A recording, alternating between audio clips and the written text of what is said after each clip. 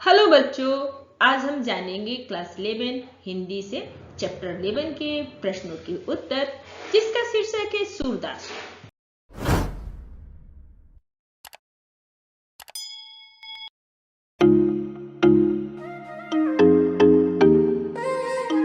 प्रश्न फर्स्ट है, खेलने में काको गुसैया पद में कृष्ण और सुदामा के बीच किस बात पर तकरार हुई?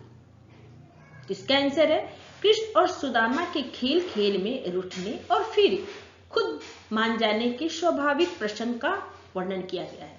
श्री कृष्ण खेल में हार गए थे और सुदामा जीत गए थे, पर श्री कृष्ण अपनी हार मानने को तैयार नहीं थे। खेल रुक गया। श्री कृष्ण अभी और खेलना चाहते थे, इसलिए उन्होंने नंद बाबा की दुहाई देते हुए अपनी हार मान ली। सेकंड प्रश्न है, खेल में रूठने वाले साथी के साथ सब क्यों नहीं खेलना चाहते?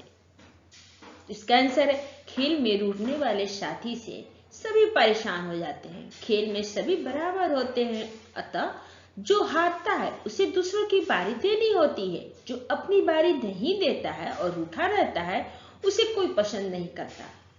सभी खेलना चाहते हैं, अतः ऐसे साथी से सभी दूर रहते हैं। थर्ड प्रश्न है, खेल में कृष्ण के रूठने पर उनके साथियों ने उन्हें डांटते हुए क्या क्या तर्क दिए? तो इसका आंसर है खेल में कृष्ण के रूठने पर उनके साथियों ने डांटते हुए ये तर्क दिए। पहला है, तुम्हारी हार हुई है और तुम नाराज हो रहे हो, यह गलत है। सेकंड है, तुम्हारी और हमारी जाति सबकी समान है, खेल में सभी समान होते हैं। थर्ड है, तुम हमारे पालक नहीं हो, इसलिए तुम्हें हमें यह अकड़ नहीं दिखानी चाहिए। फोर है, तुम यदि खेलते समय बेईमानी करोगे तो कोई तुम्हारे साथ नहीं खेलेगा। फोर्थ प्रश्न है, कृष्ण ने नंद बाबा की दुहाई देकर दांव क्यों दिया? तो इसका आंसर है कृष्ण ने नंद बाबा की दुहाई देकर यह निश्चित किया कि वो अपनी बारी देंगे और सबको हराकर ही रहेंगे। नंद बाबा उनके पिता हैं, इसलिए पिता का नाम लेकर वो झूठ नहीं बोलेंगे और सब उनकी बात मान जाएंगे। इसलिए उन्होंने नंद बाबा की दुहाई दी।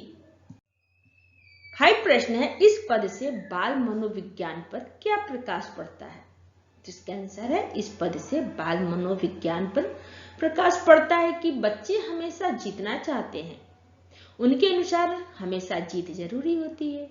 वे हर बात का सूक्ष्म अध्ययन करते हैं। वो ऊंच नीच, बड़ा छोटा, अच्छा बुरा सब समझते हैं।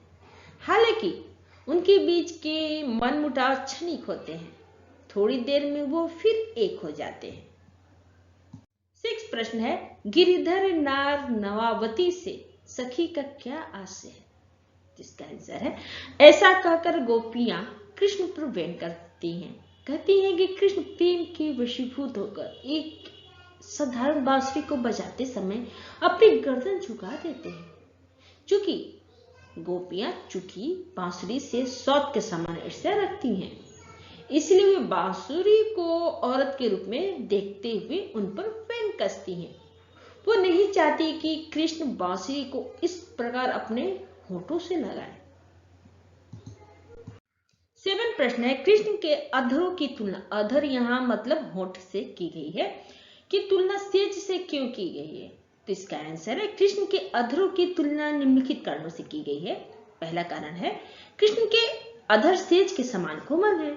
सेकेंड है, जिस प्रकार सेज सोने के काम आती है, वैसे ही कृष्ण बांसुरी को बजाने के लिए अपने अधर रूपी सेज में रखते हैं, मानो ऐसा लगता है कि बांसुरी सो रही है।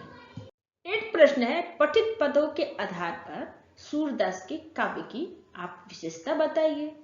तो इसका आंसर है सूरदास श्री कृष्ण भक्त हैं, जिन्होंने अपने पदों में श्री कृष्ण के प्रति अपनी अगाध भक्ति भावना को प्रकट किया है। उन्होंने पहले पद में बाल लीलाओं का सुंदर चित्रण किया है। बालकों के बीच अक्सर होते मनमुटाव और फिर कुछ देर में सुलह का बड़ा ही मनोहारी चित्रण किया है। इससे पता लगता है कि सूरदास बाल मनोविज्ञान को अच्छी तरह से समझते हैं। दूसरे पद में उन्होंने स्त्रियों की मनोदशा को बहुत मतलब बहुत अच्छी तरह से दिखाया है। किस तरह उनका कोमल हृदय अपने प्रिय से मिलने को तरसता है, इसलिए बांसुरी को भला बुरा कहती हैं, क्योंकि वो श्री कृष्ण और उनके बीच की एक बाधा बन रही थी। वात्सल्य और श्रृंगार रसों का पूर्ण रूप से प्रयोग किया है। पदों में उत्प्रेक्षा, उपमा तथा अनुप्रास अलंकार का सुंदर चित्रण है। ब्रजभाषा का प्रयोग हुआ है। पदों में ज्ञता का गुण विद्यमान है। बच्चों, 9 प्रश्न में कुछ पंक्तियां दी गई हैं। उन पंक्तियों के मतलब उन पदांशों के संदर्भ में आपको व्याख्या करना है। तो पंक्ति क है, जाति पाति तुम्हारे गैया। तो इसकी व्याख्या है, प्रसंग प्रस्तुति पंक्ति सूरदास द्वारा लिखित ग्रंथ सुर सागर से ली गई है। इस पंक्ति में कृष्ण द्वारा बारी न दिए जाने वाले ग्वाले कृष्ण को नाना प्रकार से समझाते हुए अपनी बारी देने के लिए विवश करते हैं। कृष्ण गोपियों से हारने पर नाराज होकर बैठ जाते हैं। उनके मित्र उन्हें उदाहरण देकर समझाते हैं। वे कहते हैं कि तुम जाति पाति में हमसे बड़े नहीं हो, तुम हमारा पालन पोषण भी नहीं करते हो, अर्थात तुम हमारे समान ही हो। इसके अतिरिक्त यदि तुम्हारे पास हमसे अधिक गायें हैं और तुम इस अधिकार से हम पर अपनी चला रहे हो, तो ये उचित नहीं कहा जाएगा। खेल में सभी समान होते हैं। जाति, धन आदि के कारण किसी को खेल में विशेष अधिकार नहीं मिलता। खेल भावना को इन सब बातों से अलग रखकर खेलना चाहिए। पंक्ति ख है, सुनरी नवावती। तो इसका प्रसंग है, प्रस्तुत पंक्ति सूरदास द्वारा लिखित ग्रंथ सूर सागर से ली गई है। इस पंक्ति में गोपियों का जलन का पता चलता है। वो कृष्ण द्वारा बजाई जाने वाली बांसुरी से सी ईर्ष्या रखती हैं। बच्चों, इसकी व्याख्या है, एक गोपी अन्य गोपी से कहती है कि हे सखी, सुन, ये बांसुरी तो श्री कृष्ण से अत्यंत अपमानजनक व्यवहार करती है, फिर भी वो उन्हें अच्छी लगती हैं। यह नंदलाल को अनेक भांति से नचाती हैं, उन्हें एक ही पांव पर खड़ा करके रखती हैं और अपना बहुत अधिक जताती हैं। कृष्ण का शरीर कोमल है, वो उनसे अपनी आज्ञा का पालन करवाती हैं और इसी कारण से उनकी कमर टेढ़ी हो जाती है। ये बांसुरी ऐसे कृष्ण को अपना कृतज्ञ बना देती है जो स्वयं चतुर हैं। इसने गोवर्धन पर्वत उठाने वाले कृष्ण तक को अपने को सम्मुख झुक जाने पर विवश कर दिया है।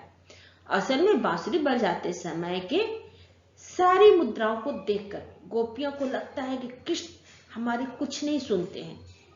जब बांसुरी बजाने की बारी आती है तो कृष्ण इसके कारण हमें भूल जाते हैं।